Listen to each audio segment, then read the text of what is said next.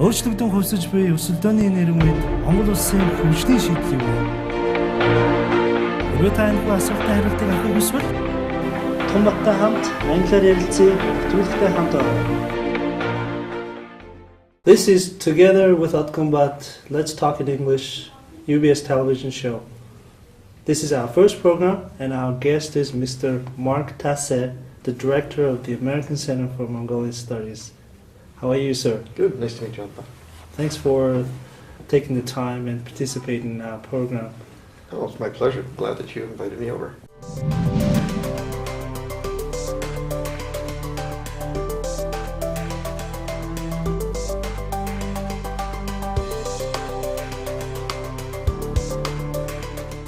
Please tell us about the American Center for Mongolian Studies and why does this organization exist?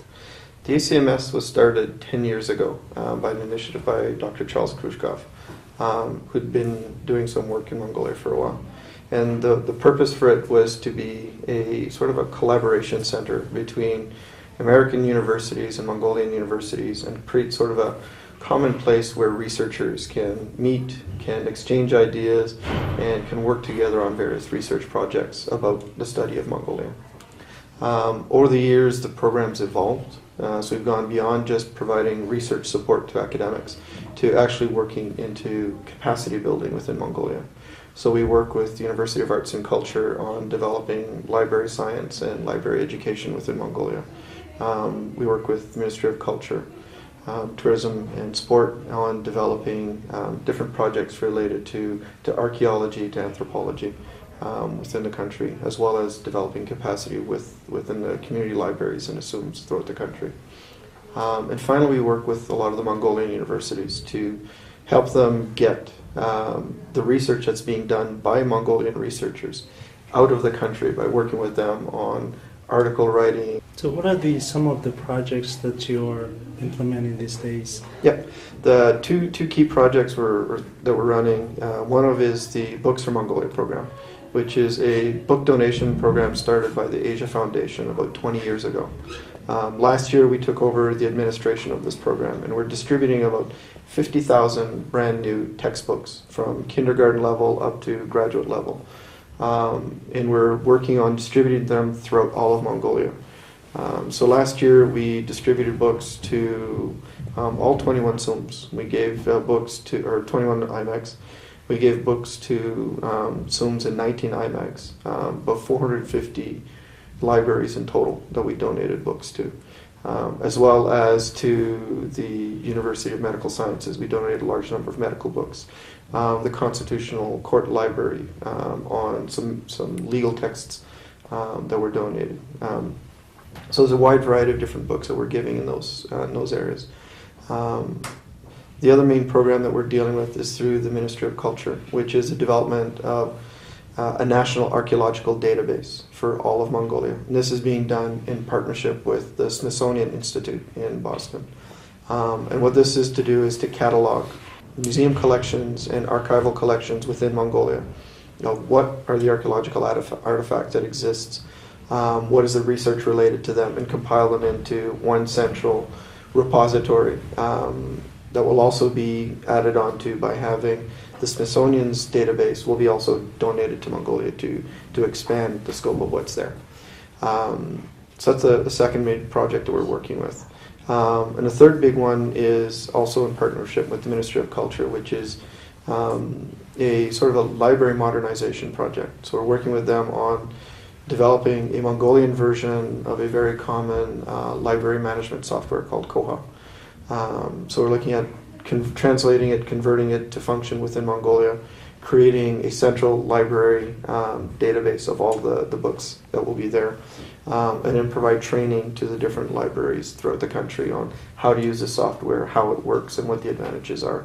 And then working with the Mongolian libraries to input the Mongolian books, and through that connecting them to the World Catalog System, so that many of these books, which people outside of Mongolia don't know exist, will now be available on the world stage.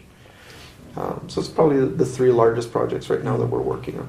So looking at the English books, donation projects to the rural regions in Mongolia, what are the challenges? Is there any challenges with the English language proficiency of the students? Like, you have all these beautiful books and you give it to the kids in the countryside. Would they be able to understand? Well, that was one of the key things when we started working. When we did the large donation to the 19 IMAGs, it was done in partnership with the Ministry of Tourism, Culture and Sport. And we wanted to not just give a bunch of books that would not be useful to the kids. So we got them to discuss with their librarians and find out what types of materials we did. So we created set collections for those libraries. Most of them were beginner level or ESL level types of books, from kindergarten, elementary, and high school. So it's stuff that the school teachers within those communities will be able to use, the English teacher will be able to use within distribution. We're also speaking with Peace Corps, because there's almost 200 Peace Corps volunteers throughout different SUMs in the areas. So we're working with them on letting them know what are the materials and the collections we're donating to the schools and libraries in their regions, so that they can build curriculum and build English language programs around that. We're also now working on a second donation for these libraries, a little bit more targeted, that will go to all of the SUMs within Mongolia. And this will be much more directed, so we're speaking also with the Ministry of Education to find out what types of materials do they want for within the elementary schools for English language education. We did a small pilot program last summer up in Hatka, where we brought in 30 SUM level English language teachers and did a 1-week language training for them, and also brought in some of the material to find out what do they need at their level to be able to do the training. Why are you helping Mongolian kids or Mongolia? I mean, why is it so important to be able to understand American textbooks or being able to speak the English language? I think what's happening is English is becoming sort of the default language, not only for business, but for research. So if you look at even countries like Japan, Korea, China, most of the European nations, when they publish research, they publish it in both their native language and usually in English as the first translations that they do of their research. And that allows that research to be peer reviewed. So for good or evil, there's a lot more material available in English language globally from different countries that are available. So for us, what we see is similar to what we saw when I was working in South Korea, is that as the level of English proficiency raises within the country, they have more access to knowledge and to information, which speeds up the development process and speeds up the research and the opportunities that happen within the country. So for us, even though almost half of the population of Mongolia is centered in Ulaanbaatar, there's some really interesting things happening outside of UB. And I think there's some good opportunities if we can give the kids and the schools outside of UB the opportunity to develop some of those abilities. It'll open up a lot more research, a lot more knowledge that these communities can develop and use. You mentioned a lot about the word research. Obviously, this center is a research center and target towards research work. The Mongolian education system, how do you see the challenges of its integration into the, global economy, and how? What's the challenges of our system? The big challenge for Mongolia is, if you look at North American or European universities, a professor's role, 30% of his role is teaching, 70% is conducting research and publications. In Mongolia, that's very different. So a Mongolian academic who works in a university, or faculty who works in a university, spends almost 100% of their time teaching. So there's not a lot of time for them to do research. And there's a desire, which has been expressed to us by the presidents of the universities, to shift that.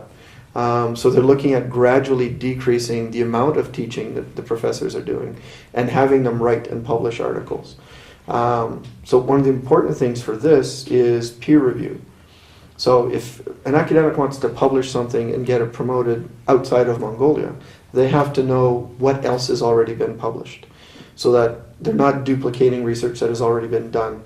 They're not trying to publish something that someone has already written on, or possibly analyzing and doing that collaboration. So the research component for that, I think, is very important for Mongolia's future development, because there is some really good and interesting research that is being done here.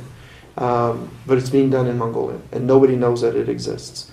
And I think it's time to get that information out and let other people know about the good work that's being done here.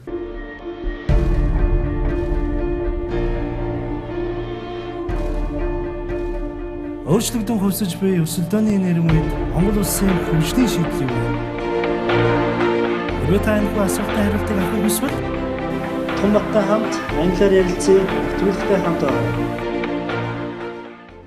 So how can we transit from training, teaching university style to more research intensive universities in Mongolia? Obviously, you know, most of the universities in Mongolia, they, in terms of ranking in the world, they're not really high up there yet because of the lack of research. Exactly, and that's Mongolia realizes that, and the government has realized that. So that's part of the new education reform that's happening. A lot of the younger faculty who studied and trained abroad and done their degrees abroad have a much better idea of how this works because they've had to do it and they've experienced it. Now it's for Mongolia to learn how to internalize that and create the Mongolian version of that type of system. And are doing some different experiments. You know, the University of Science and Technology is probably the most advanced in that area of upgrading and changing how they're doing their system. But the other universities, so the University of Medical Sciences, which has recently been changing how they're doing things, National University, they're all trying to develop this more research-based component. The other advantage of being a research-based university is research is much more attractive to private industry for investment, and it's also much more attractive for international donors and international organizations to sponsor research within the country when there's a strong research base.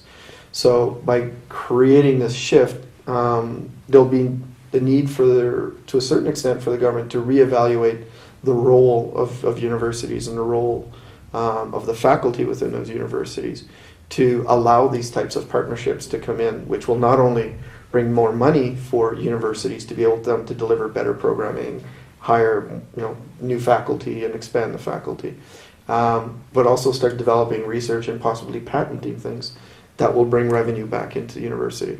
Most of the American universities that's how they operate. The research is actually what funds the university and funds the programs.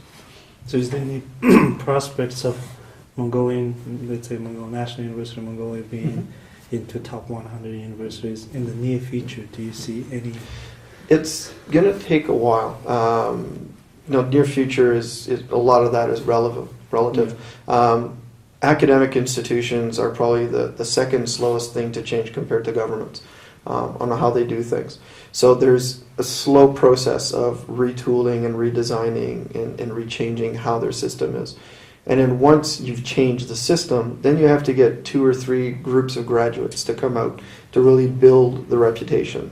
So if you're looking at an undergrad program, even if you redesign the program this year, it will really only apply to the first year students. So you have to wait 4 to 5 years to see whether or not that program really works. So to develop a new program really takes about 10 years before you can really fine-tune it and get it working efficiently.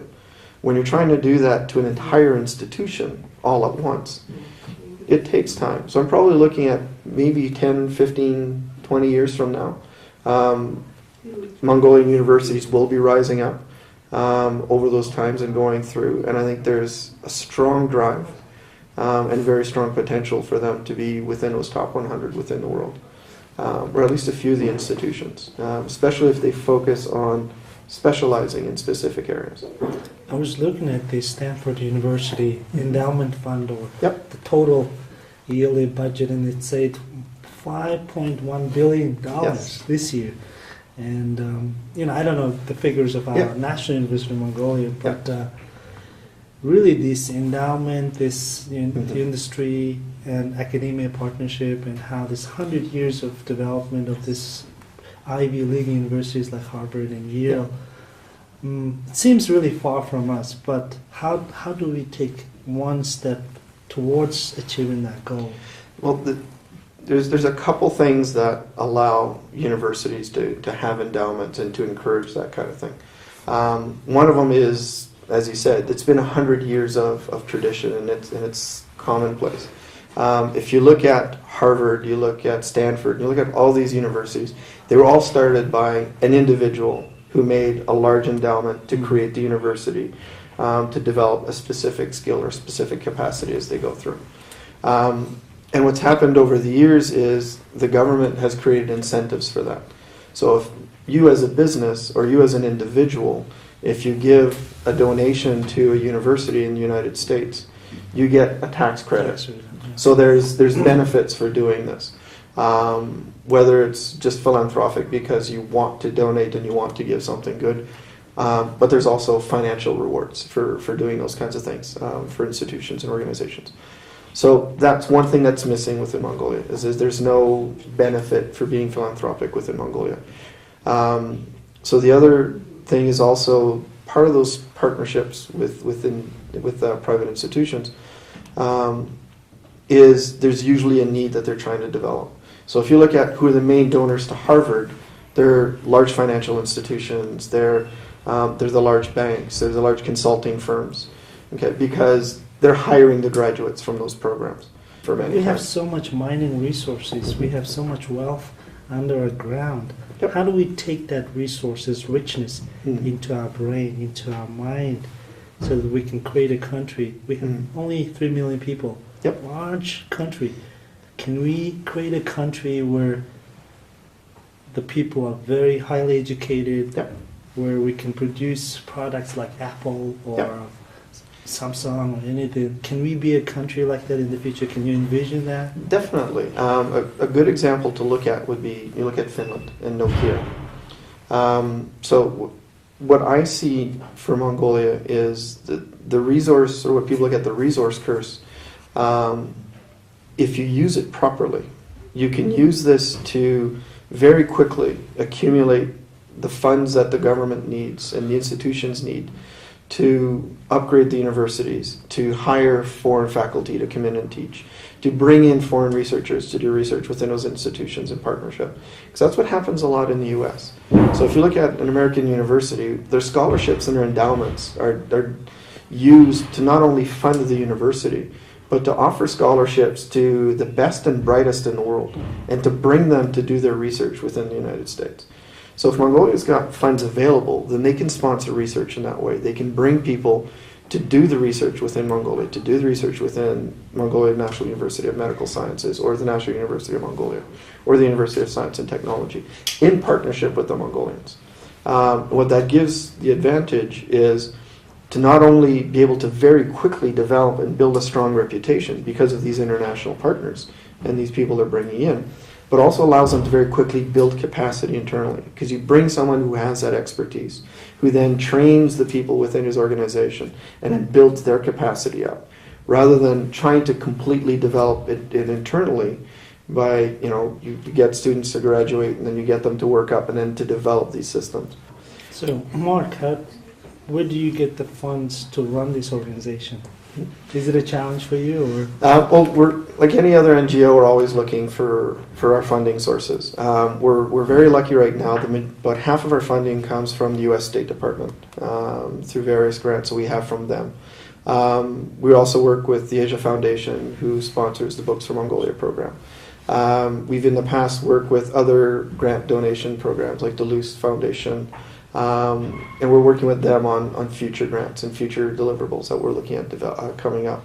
And we also started 2 years ago on doing some funded research. So we were contacted by the Canadian Embassy to do an assessment of the Mongolian education system. We've done a little bit of work with the U.S. Embassy on some training for the Fulbright programs. So these are some of the things that we're using that end up funding us as we go through. But we're always looking at new sources, new partnerships that we can expand, and seeing where we can go. So as we develop new ideas, we try to find out who would be a good partner to partner with to develop these, and to bring these new ideas and these new projects out.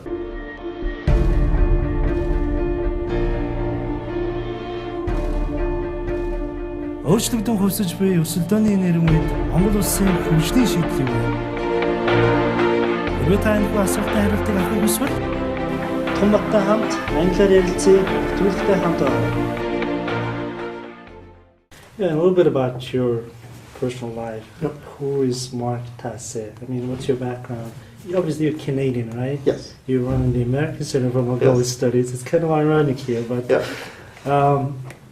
tell me a little bit about your background, where you came from, and how did you end up in Mongolia? I mean, Mongolia is not really the popular places for the Westerners to go to, but obviously you must have come to this country for a reason. So my background comes from the business side. So I worked in a lot of in international trade and a lot in business development and entrepreneurship. So most of my career has been working with small organizations that are trying to grow, to expand. How I ended up in Mongolia was through the founder, Charles Khrushchev. He was visiting faculty when I was doing my MBA at the University of Munich. And we both happened to be living in Victoria. So we ended up talking about what was I going to do after my MBA. And my plan was to come back to Asia, but I wasn't quite sure where. So we started talking about some different opportunities, and he was talking about Mongolia and the stage that they were at in 2010, 2011, 2012. And I thought this was a really interesting place to come because of my entrepreneurship and business development background suited well some of the things that were happening here within Mongolia. The ACMS itself was coming upon its 10th year, and they were looking at changing and rebranding what they were doing. They were looking at expanding and growing into new areas. So part of my role was to come in, was to do an assessment of the ACMS, find out where do we fit into the larger scope of what's going on within Mongolia. Look at some opportunities, because again, we knew as an organization, being dependent on government funds and those things can be very challenging sometimes. So what are some of the new funding opportunities that we could look at as we go? So do you look at SME, this organization as a social enterprise, trying to raise funds? Obviously the goal is not really make money or profit, but you're helping the Mongolian people. But how do you run a social enterprise like this? Yeah, well, that's the interesting thing is that we have an opportunity to work on a wide variety of programs and a wide variety of initiatives that can really be of benefit to Mongolia. And to me, the way I've always done things is I've always started with sort of pilot programs or test sites as we go through. And that's what we've been doing, is testing sort of small initiatives and small projects in library, in archaeology, in article writing and university development. We did a small partnership with Oyatolgoy on working with small businesses down in Hanbok, and we brought some foreign students to work with Mongolian businesses to do an assessment and try to help them become better businesses.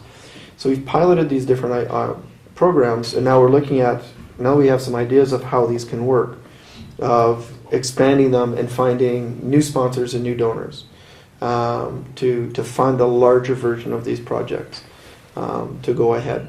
So that's kind of where the business background of what I do is coming in. The other side of what I've always done is I've always spent a lot of time volunteering.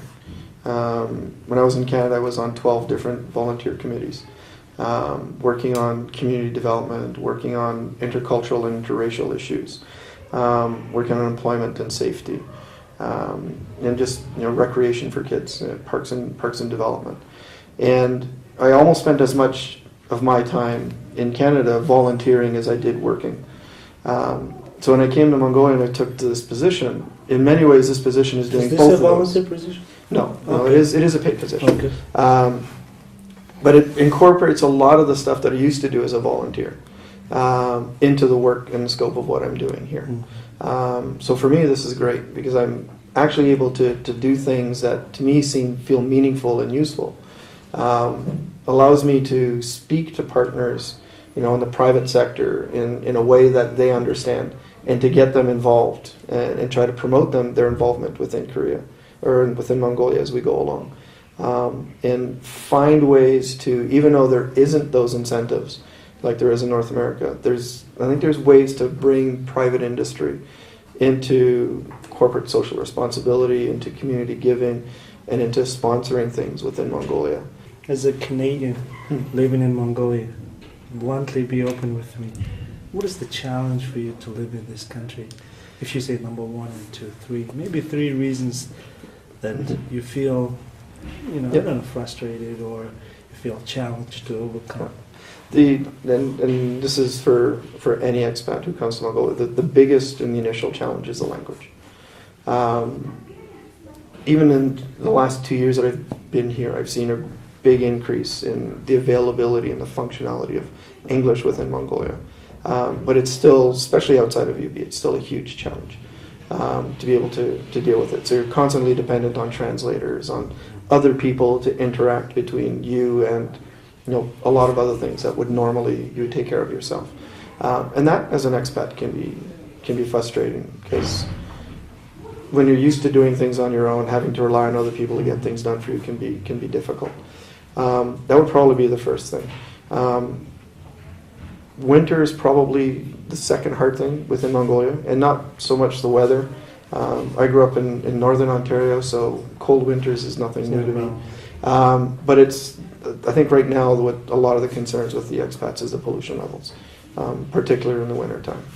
So those are something that a lot of people are sort of thinking and factoring into their decisions of what they're doing here within Mongolia. Surprisingly, the lifestyle, particularly in UB, is not really that different than what we'd be living back home.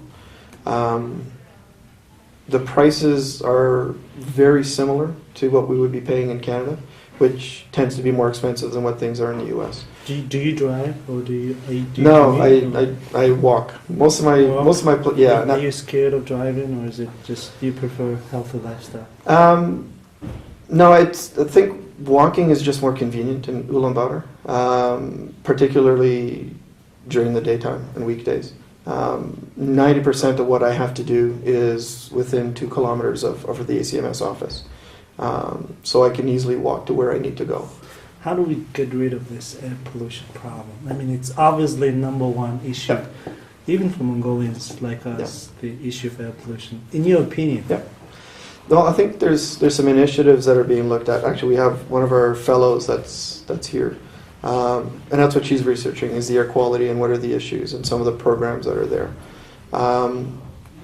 Obviously the way the Gerd district has developed on its own is one of the big concerns, and that seems to be one of the large sources of concern for air pollution. The Clean Stove Initiative is one that may be helping. I think the changing possibly some of the incentives on the type of coal that's being out there. Possibly subsidizing the clean coal to make it cheaper and more affordable, to make it easier for people to get there, to get a better system. And eventually, of course, the best point is to do like what pretty much everyone else did in North America, or in Europe, and it's just go away from coal as heating. Go into electric, go into natural gas, go into alternative heating sources, and having to build that infrastructure to get up into the different districts, I think is a challenge, but has to be a long-term goal. Mark, thank you for your time.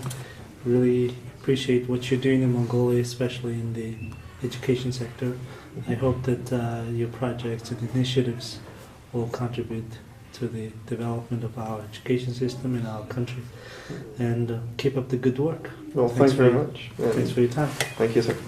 The guest of our first program was Mr. Mark Tasse, who's the director of the American Center for Mongolian Studies. And Mark, thanks for your time, and hope to see you next time on our program. And also, would be really happy to be updated on what's going on around your center. Be more than happy to see you again. Thank you. Good. Thank you very much.